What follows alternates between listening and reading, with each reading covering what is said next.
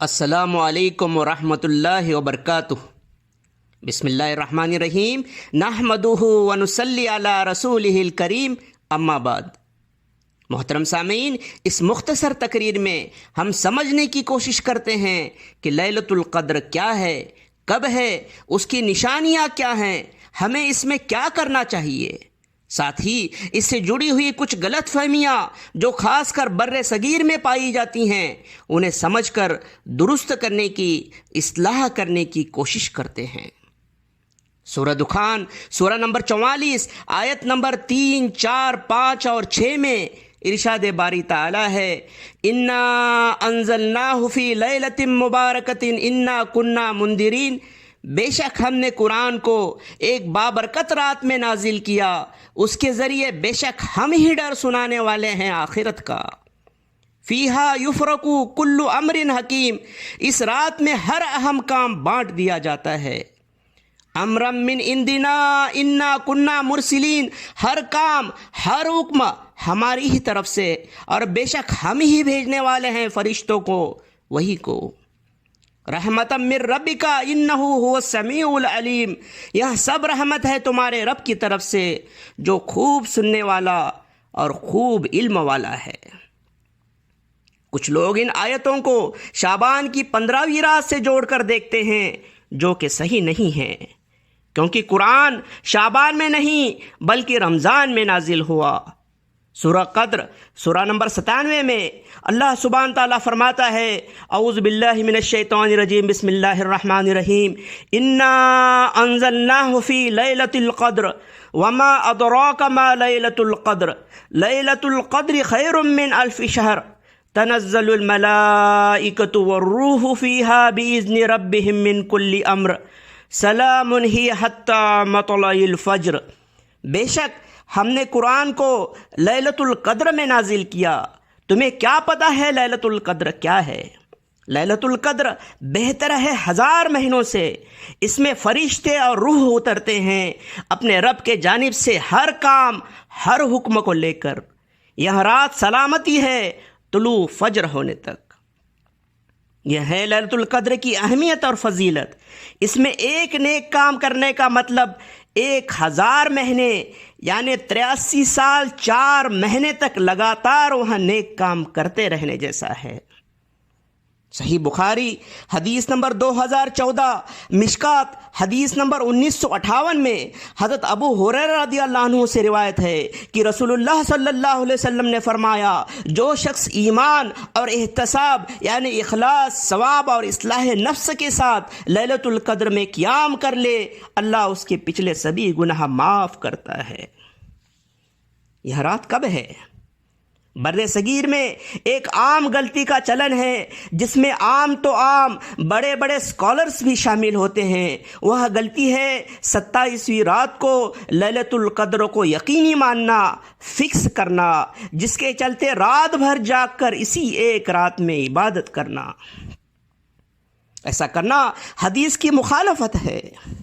مشکات حدیث نمبر 2086 اور 2087، ابن ماجہ حدیث نمبر 1766 اور صحیح بخاری حدیث نمبر 813، حدیث نمبر 2016، حدیث نمبر 2018، حدیث نمبر 2027، حدیث نمبر 2036 اور حدیث نمبر 2040 میں راوی حضرت ابو سعید خدری رضی اللہ عنہ سے اور راوی حضرت عبداللہ بن انیس رضی اللہ عنہ سے روایت ہے کہ رسول اللہ صلی اللہ علیہ وسلم نے فرمایا، لیلۃ القدر کو رمضان کے آخری 10 راتوں کے طاق راتوں میں تلاش کرو۔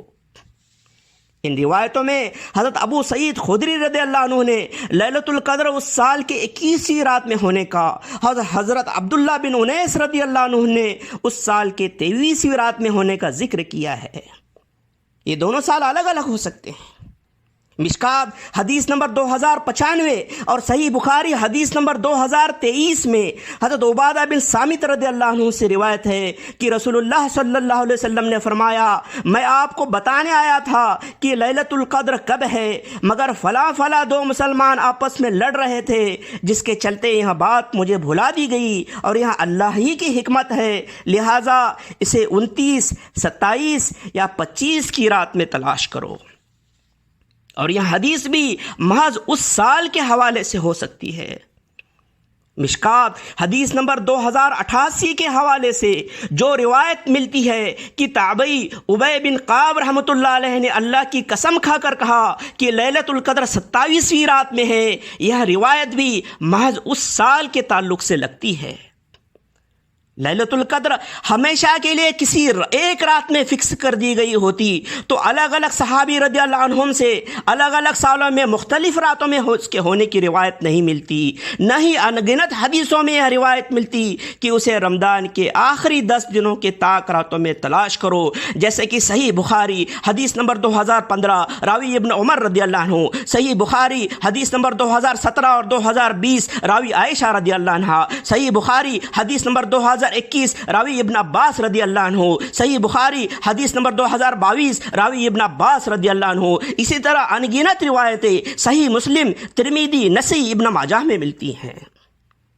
ان سب کا مطلب ایک ہی ہے کہ لیلۃ القدر ایک رات کے لیے فکس نہیں ہے، اور یہ ممکن ہے کہ ہر سال بدلتے رہتی ہے، جس کا علم اللہ سبحانہ تعالیٰ کے سوا کسی کو بھی نہیں ہے۔ لہٰذا اسے رمضان کے آخری 10 راتوں کے طاق راتوں میں، یعنی 21، 23، 25، 27 یا 29 رات میں تلاش کرنا چاہیے۔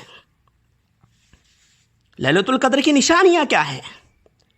مشکات حدیث نمبر 2088 میں حضرت ابی بن قعب رحمۃ اللہ علیہ سے روایت ملتی ہے کہ رسول اللہ صلی اللہ علیہ وسلم نے لیلۃ القدر کی بتائی ہوئی نشانی یہ ہے کہ اس رات کے بعد نکلنے والے سورج کی شعاعیں نہیں ہوتی، کرنیں ریز نہیں ہوتی، بالکل ٹکیا نکلتی ہے جو دیر تک بنی رہتی ہے۔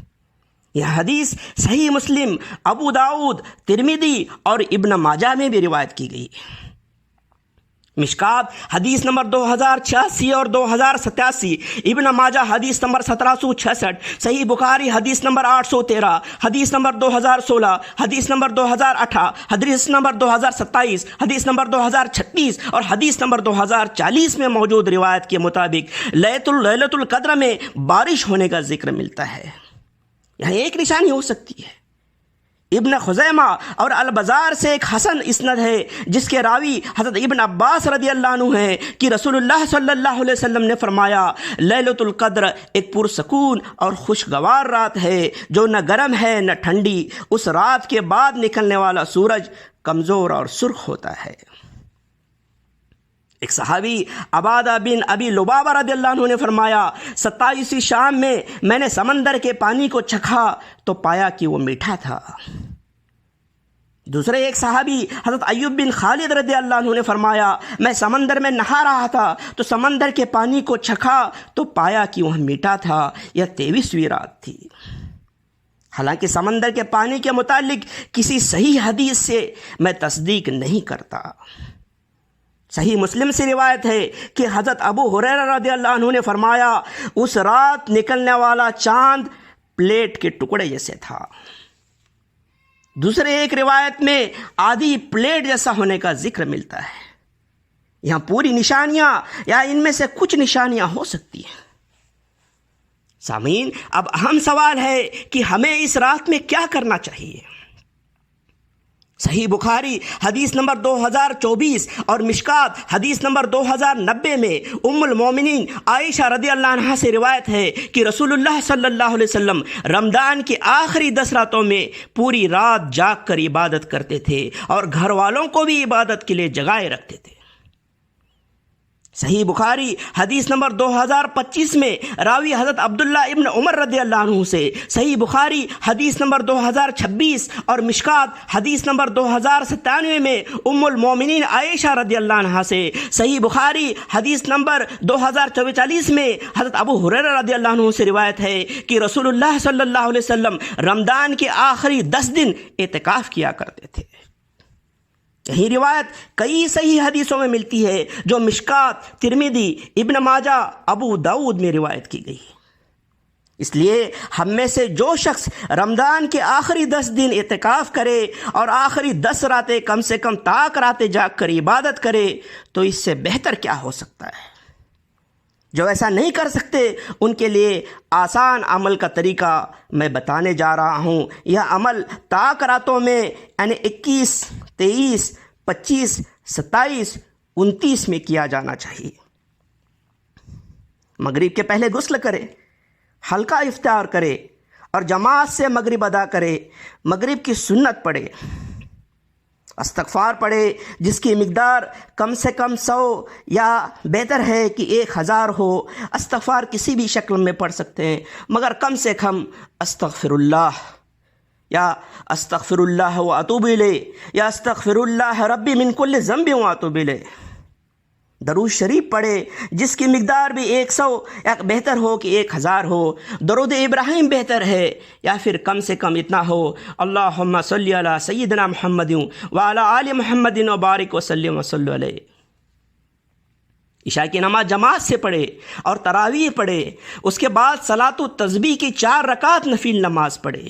یہ بہت اہم نماز ہے اور پتہ نہیں لوگوں کو اس نماز سے کیا حسد ہے کہ اس کے خلاف بہت ساری رائے قائم کی جاتی ہیں، مگر اس نماز کے بارے میں روایت حضرت عبداللہ ابن عباس رضی اللہ عنہ سے سنن ابو داؤد حدیث نمبر 1297 میں، اور حضرت ابو رفیع رضی اللہ عنہ سے سنن ابن ماجہ حدیث نمبر 1386 میں ملتی ہے۔ یہ حدیث ترمذی اور المستدرک للحاکم میں بھی ہے۔ امام ابو داؤد رحمۃ اللہ علیہ، امام مسلم رحمۃ اللہ علیہ، امام ذہبی رحمۃ اللہ علیہ، امام ابن حجر عسقلانی رحمۃ اللہ علیہ، شیخ البانی رحمۃ اللہ علیہ، سیدنا عبداللہ ابن مبارک رحمۃ اللہ علیہ کے ساتھ کئی محدثین اس حدیث کو صحیح مانتے ہیں۔ اس نماز کو پڑھنے والے کے سبھی گناہ اللہ معاف کر دیتا ہے۔ اس کے علاوہ 2 رکعت کر کے نفل نماز پڑھے، ہر نماز کو خشوع کے ساتھ ادا کرے، قرآن مجید کی تلاوت کرے۔ کئی ساری دعائیں ہیں، مگر ان دعاؤں میں سب سے بہترین دعا مشکات حدیث نمبر 2091 ترمذی اور ابن ماجہ میں ام المؤمنین عائشہ رضی اللہ عنہا سے روایت کی گئی ہے، جو رسول اللہ صلی اللہ علیہ وسلم نے آپ کو سکھائی تھی۔ وہ دعا ہے اللہم انک عفو تحب العفو فاعف عنی، اے اللہ تو معاف کرنے والا ہے، معافی کو پسند کرتا ہے، مجھے معاف کر دے۔ اس دعا کو کثرت سے پڑھے، دیگر اذکار پڑھے، تہجد کی نماز پڑھے، اس رات میں صدقہ خیرات ضرور کرے، ہلکا سحور لے، فجر کی اذان سے پہلے کچھ دیر اپنی حاجتوں کے لیے اللہ سے خوب دعائیں مانگے، رو رو کر گڑ گڑا کر دعائیں مانگے۔ فجر پڑھ کر اسی جگہ ذکر عبادت کرتے رہے اور شروع ہونے پر اشراق کی نماز پڑھ کر ہی مسجد سے گھر کی اور روانہ ہو جائے۔ یہ بہتر طریقہ ہے ان راتوں میں جاگنے کا اور جاگ کر عبادت کرتے رہنے کا۔ جو رات بھر جاگ کر عبادت نہیں کر سکتے ان کے لیے بھی کچھ حدیثوں کا تحفہ پیش کرتا ہوں۔ صحیح مسلم حدیث نمبر 1491 اور مشکات حدیث نمبر 630 میں حضرت عثمان ابن عفان رضی اللہ عنہ سے روایت ہے کہ رسول اللہ صلی اللہ علیہ وسلم نے فرمایا، جس نے عشاء کی نماز جماعت سے پڑھ لی گویا اس نے آدھی رات کا قیام کیا، اور جس نے اس کے ساتھ فجر کی نماز بھی جماعت سے پڑھ لی گویا اس نے پوری رات کا قیام کیا۔ ترمذی حدیث نمبر 806، ابن ماجہ حدیث نمبر 1327 میں حضرت ابو ذر غفاری رضی اللہ عنہ سے روایت ہے کہ رسول اللہ صلی اللہ علیہ وسلم نے فرمایا، جو شخص امام کے ساتھ کھڑا رہے تب تک کہ وہ سلام نہ پھیر لے، یعنی عشاء اور تراویح جماعت سے پڑھ لے، تو گویا اس نے پوری رات قیام کیا۔ اللہ اکبر، کتنا کریم ہے ہمارا رب۔ دیکھیے اللہ سبحانہ تعالیٰ نے کتنا آسان کر دیا۔ عشاء تراویح جماعت سے پڑھنے کا یا پھر عشاء اور فجر دونوں جماعت سے پڑھنے کے ثواب کو پوری رات قیام کرنے کے برابر کر دیا۔ اس کا مطلب یہ نہیں کہ ہم سب لوگ یہی سب کرنے لگے۔ جو لوگ کر نہیں سکتے، رات بھر جاگ کر عبادت نہیں کر سکتے، ان کے لیے یہ آسان طریقہ ہے۔ اللہ ہم سب کو لیلۃ القدر نصیب کرے، لیلۃ القدر میں ہم خوب عبادت کریں، اس کے بعد زندگی کی ہر رات ہم لیلۃ القدر کی طرح ہی جاگ کر اس پاک رب کے آگے جھکتے رہے، تو پھر ہمیں دنیا میں کسی کے بھی آگے جھکنا نہیں پڑے گا۔ وآخر الدعوانا ان الحمد للہ رب العالمین۔ السلام علیکم ورحمۃ اللہ وبرکاتہ۔